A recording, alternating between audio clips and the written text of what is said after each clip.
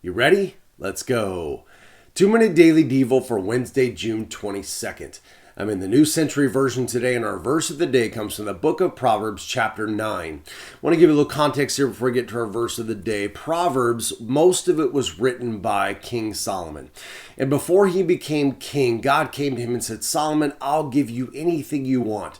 Riches, long life, power. And Solomon asked for wisdom. And God gave him wisdom, and not only did he give him wisdom, but he gave him all those other things as well. So Solomon, who wrote Proverbs, most of it, wrote a lot about wisdom. He was considered the wisest person that ever lived. And this chapter, chapter 9, is all about wisdom. It talks about the comparison between being wise and being foolish. So he starts off in talking about wisdom has built her house. And he talks about all of it like, it's an actual person and how you need to meet this person and become close to wisdom.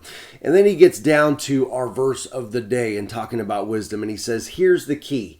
This is the key to wisdom. Wisdom begins with respect for the Lord, verse 10. And understanding begins with knowing the Holy One.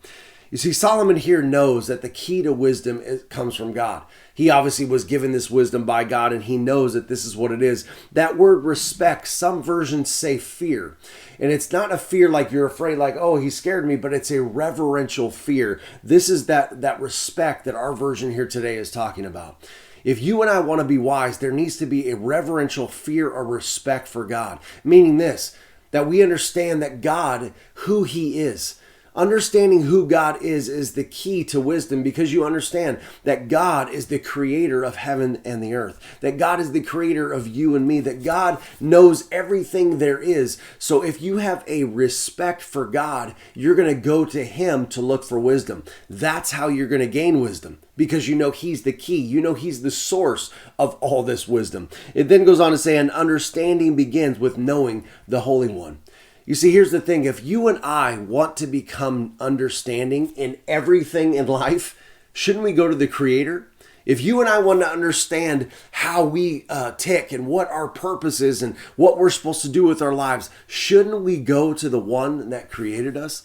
That's the key to understanding. That's the key to knowledge. That's the key to wisdom. That's the key to everything, is knowing God. Spending time with God, having that reverential respect for God, so much so that you're saying, hey, God, I understand who you are. I understand that you created everything. I understand that you hold the world in your hand. Therefore, I need to go to you. I need to go to your word. I need to spend time in communion with you. I need to know who you are. Therefore, I'm going to gain that understanding and that wisdom. It's like this. It's like the people you hang out with, they sort of rub off on you. Am I right? If you hang out with the wrong crowd, they're going to rub off on you and to kind of push you the wrong direction. Well, listen, if you and I hang out with God, we can't help become wise.